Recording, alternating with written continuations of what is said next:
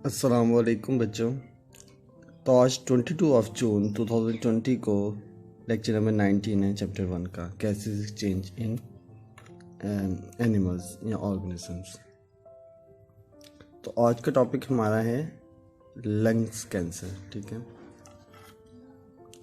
तो lung cancer को पहले डिस्कस करने से पहले आपको इसका पता होना चाहिए कि कैंसर क्या होता है। तो पहले ये देख लेते हैं कि कैंसर क्या है। तो कैंसर क्या है?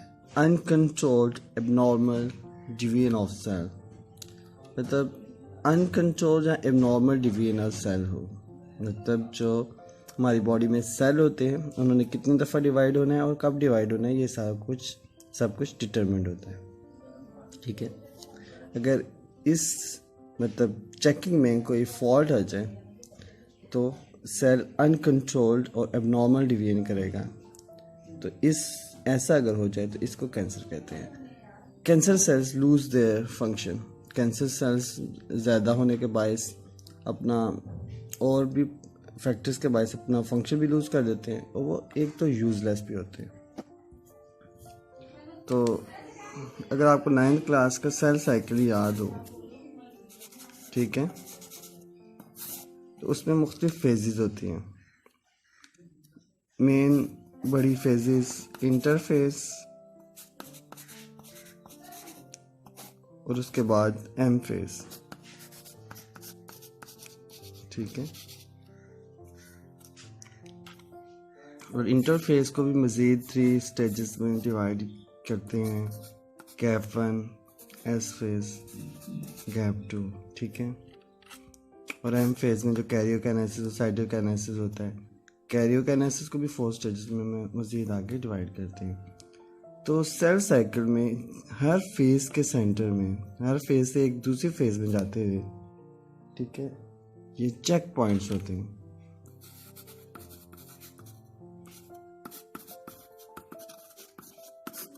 जो ये देखते हैं कि सेल अगली स्टेज में जाने के काबिल हो चुका है, तमाम जो रिक्वायरमेंट्स थी वो पूरी हो चुकी हैं, इसे आगे भेजा जाए। इस तरह सेल एक बेहतर अंदाज से डिवाइड करता है। ठीक है, अगर कोई भी चेक पॉइंट किसी भी फेज के दरमियान में ये समझे या उधर ये डिसाइड हो केमिकली कि रिक्वायरमेंट्स पूरी नहीं हुई तो सेल को आगे नहीं भेजा जाता। ठीक है, बहुत इंपॉर्टेंट चेक पॉइंट होता है एस और जी गैप 2 फेज के दरमियान। ठीक है,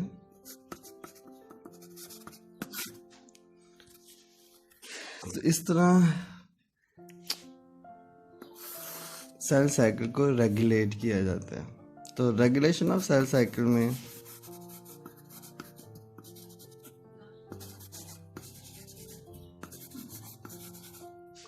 एक प्रोटीन है, उसको बहुत अहमियत हासिल है, उसे कहते हैं प्रोटीन P53। ठीक है, ये सेल साइकिल को मॉनिटर करता है, रेगुलेट करता है। ठीक है, कि सेल साइकिल में अगर DNA डैमेज हो जाए उसको रिपेयरिंग का काम, और इसी तरह मुख्तलिफ किस्म की जो सेल साइकिल ने कब स्टॉप होना है और कब स्टार्ट होना है, ये इस प्रोटीन का बहुत रोल है। तो अक्सर 50% कैंसर केसेस में ये देखा जाता है कि उन पेशेंट से जो ट्यूमर एक्सट्रैक्ट किए जाते हैं उनमें 50% इस प्रोटीन में चेंजेस आए होते हैं। ये प्रोटीन म्यूटेड होता है। ठीक है, तो ये P53 एक बहुत बड़ी वजह है। इसमें म्यूटेशन, इस प्रोटीन के जीन में म्यूटेशन बहुत बड़ी वजह है कैंसर की। तो ये एक कैंसर के बारे में बात है। मतलब जब सेल साइकिल जो है उसके चेक पॉइंट्स में खराबी आ जाए, इसकी वजह से वो एबनॉर्मली चलेगा सेल साइकिल, और एक तो सेल बगैर किसी एक स्पेसिफाइड नंबर के डिवाइड होना शुरू हो जाएगा। ठीक है, तो बहुत सारे चेक पॉइंट्स हैं जो अहम हैं, लेकिन एक जो प्रोटीन है जो सेल में मौजूद होता है, ठीक है, जो सेल साइकिल को मॉनिटर करता है, रेगुलेट करता है, वो P53 है।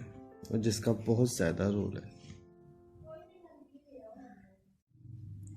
अब lungs cancer is the cancer which occurs in lungs. तो लंग्स कैंसर ऐसा कैंसर है जो लंग्स में होगा। हमने कैंसर तो देख लिया क्या होता है, तो लंग्स कैंसर ऐसे कैंसर को कहेंगे जो लंग्स में होगा। तो इसकी हम सिम्टम्स देख लेते हैं कि लंग्स कैंसर की सिम्टम्स क्या हैं। A new cough that doesn't go away। एक ऐसी खांसी आपको लग जाए जो ठीक ना होती हो। ब्लड विद कफ, खांसी के साथ खून आए।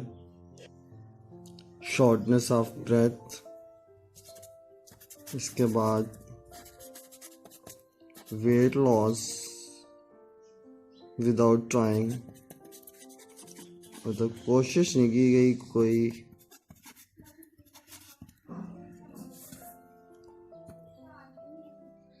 बोन पेन और हेडेक्स। ठीक है, तो ये हैं सिम्टम्स इसकी लंग्स कैंसर के।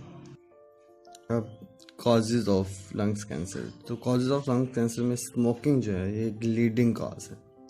स्मोकिंग की वजह से तकरीबन 80% लंग्स कैंसर है वो स्मोकिंग की वजह से होता है। और दूसरा है exposure to radon gas. Radon gas है कि आप एक्सपोजर रहते हैं ज़्यादा देर के लिए। फिर exposure to asbestos, arsenic, chromium, nickel, ये कुछ मेटल हैं आर्सेनिक, क्रोमियम, निकल्स से आप ज़्यादा देर के लिए एक्सपोज रहते हैं। एस्बेस्टस एक मिनरल होती है जिसे फिल्ट्रेशन में इस्तेमाल किया जाता है।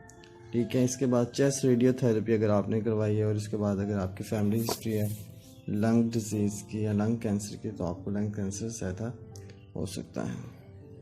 लंग कैंसर की टाइप्स होती हैं दो, स्मॉल सेल लंग्स कैंसर और non small cell lungs cancer. ठीक है, तो आपने याद रखना है ये लंग्स कैंसर एक प्रोग्रेसिव डिजीज़ है, इसे रिवर्स करना मुश्किल होता है। ठीक है, बहुत सारी प्रोग्रेसिव डिजीज़ होती हैं। ठीक है, जैसे एज़मा है, रिस्पिरेटरी डिजीज़ में एज़मा है, क्रोनिक ब्रोंकाइटिस है, उन्हें भी रिवर्स करना ठीक नहीं होता। तो रिवर्स नहीं किया जा सकता आसानी से, बल्कि होती कि नहीं है, प्रोग्रेसिव डिजीज़ है। तो ये लंग्स कैंसर जो है इसका जो है आखिरी इलाज जो है वो लंग्स ट्रांसप्लांट ही है। ठीक है, इसके अलावा अगर लंग कैंसर की वजह से बोन पेन हो रही है तो पेन कंट्रोल करने के लिए मेडिसिन दी जाती हैं। अगर ब्लड कफ के साथ निकल रहा है तो इसको कंट्रोल करने के लिए मेडिसिन दी जाती हैं। इसको बस फिर कंट्रोल ही किया जाता है, ऐसे किया जाता है कि ये आगे की तरफ ना बढ़े। ठीक है, इसके अलावा फिर लास्ट रिजॉर्ट इसका ये होता है कि लंग्स ट्रांसप्लांट किए जाएं। तो ये था लंग्स कैंसर के मुतालिक। तो इंशाल्लाह कल एक नए लेक्चर के साथ मुलाकात होगी। अपना ख्याल रखिएगा। अल्लाह हाफिज़।